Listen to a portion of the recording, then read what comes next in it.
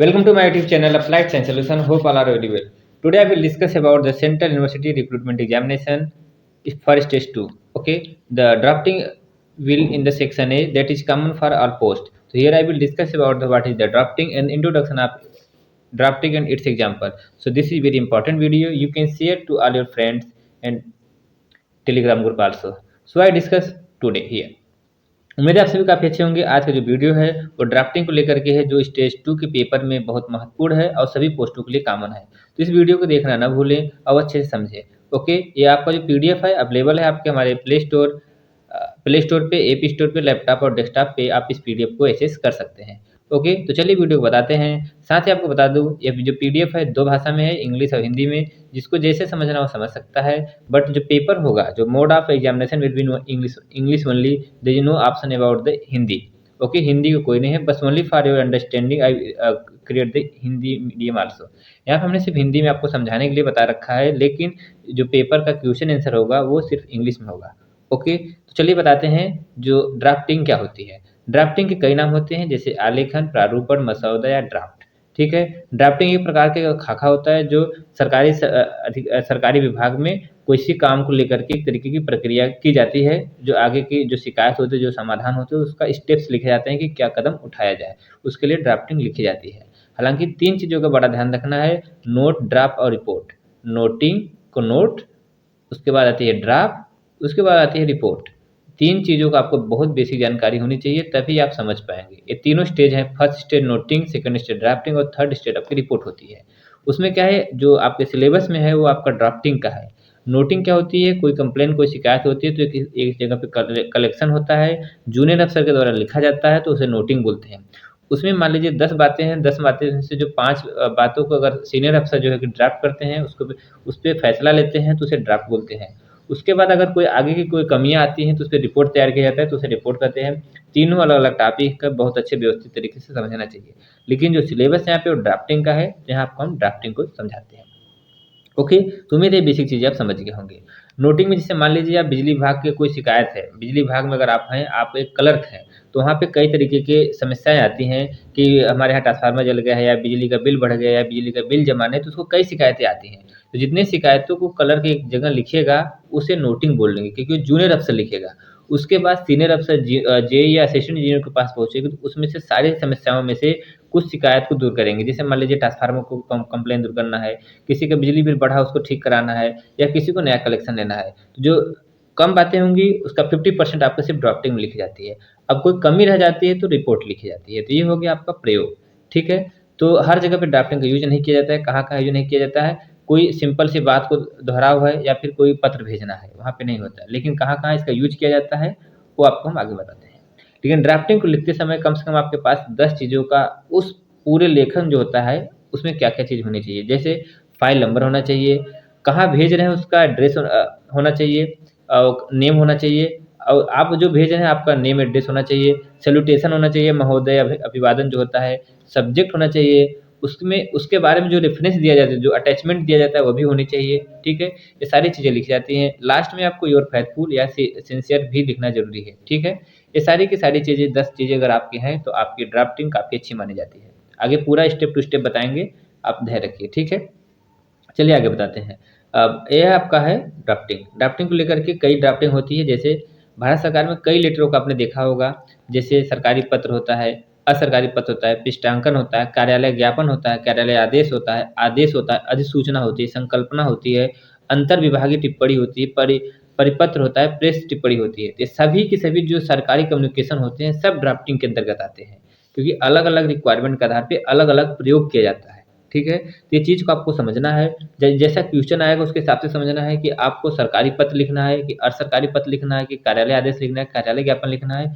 उसके प्रयोग के आधार पे आप यूज़ कर सकते हैं। जैसे आपके घर में कई सामान होते हैं, लेकिन आपको हर सामानों का यूज़ पता होता है कि कौन से कहाँ करना है, तो उसी के आधार पे कर पाते हैं। उसी तरीके से अगर अलग-अलग जो कॉरेस्पॉन्डिंग एड्रेस होते हैं, उसका यूज़ पता रहेगा, तभी आप उस फॉर्मेट में लिख पाएँगे। मेन है आपका फॉर्मेट का। अगर आप ड्राफ्टिंग को करना जानते हैं, ड्राफ्टिंग सीखना है, तो आपको सबसे पहले फॉर्मेट पता होना चाहिए। अगर फॉर्मेट नहीं पता है तो आप चीज़ों को बिल्कुल नहीं कर पाएँगे। ठीक है? तो ये चीज़ें होती हैं। ठीक है? तो चलिए अब आगे आपको बताते हैं। ठीक है? अब क्या है कि जैसे यहाँ पे हमने इंग्लिश, हिंदी दोनों में लिख रखा है। ऑफ़िशियल लेटर, मतलब सरकारी पत्राचार। इसका यूज कहाँ किया जाता है, हिंदी में बता देते हैं आपको, सूचनाओं के आदान प्रदान करने के लिए सबसे ज़्यादा यूज किया जाए तो सरकारी पत्र का प्रयोग किया जाता है। ठीक है।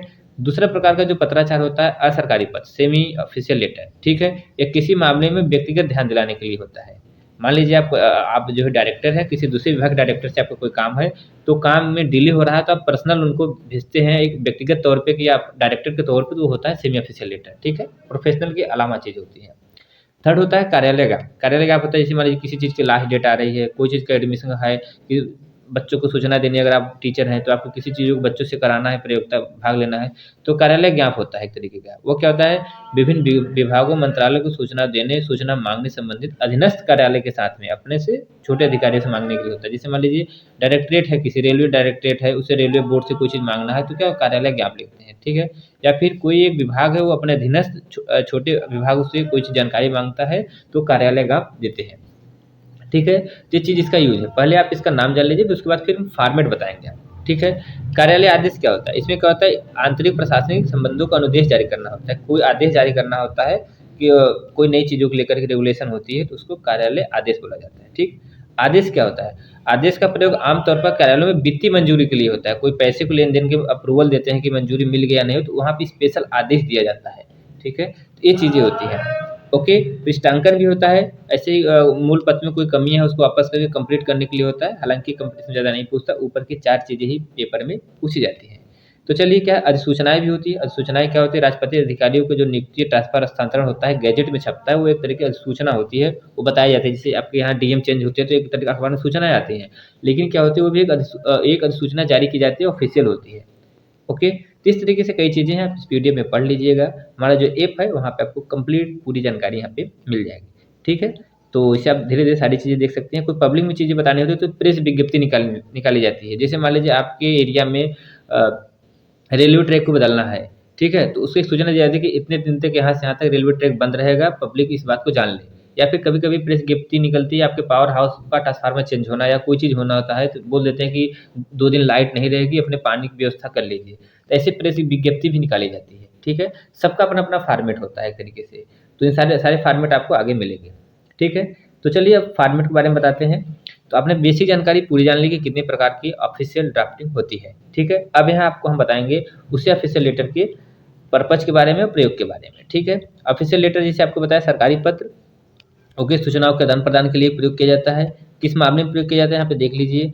किसी व्यक्ति को सूचना लेन देने के लिए, सरकारी संयुक्त विदेशी सरकार संयुक्त राष्ट्र लेन देन सूचनाओं के लिए, कॉन्स्टिट्यूशनल बॉडी होती है उससे सूचना लेन देन के लिए होता है। ठीक है। ये सारी चीज़ें कुल मिला के सरकारी सिस्टम में आदान प्रदान के लिए सरकारी सिस्टम का उपयोग किया जाता है सूचना का।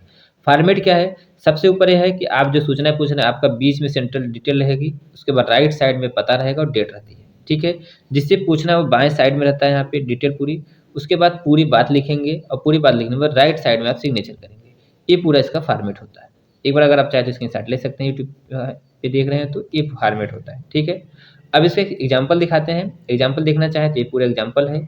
एक तरीके की आरटीआई लगाई गई थी, उसका कोई सूचना मांगी गई है तो आप इंग्लिश में देखेंगे, जिससे बीच में पूरा डिटेल लिखा कौन से विभाग ने जानकारी दी।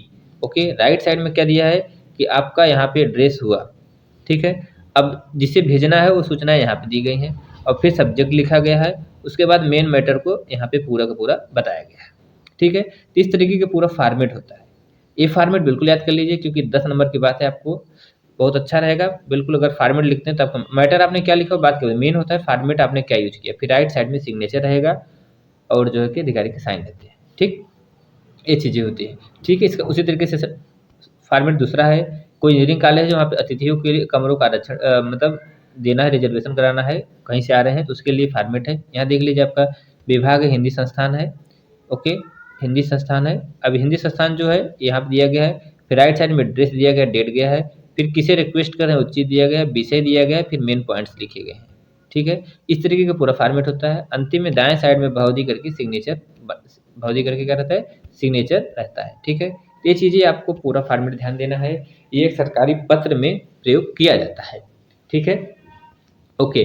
तो ये चीज़ होगा सरकारी पत्र। उसी तरीके क्या है आपका असरकारी पत्र है। असरकारी पत्र का फॉर्मेट यहाँ पे दिया गया है, पूरा देख सकते हैं यहाँ पे।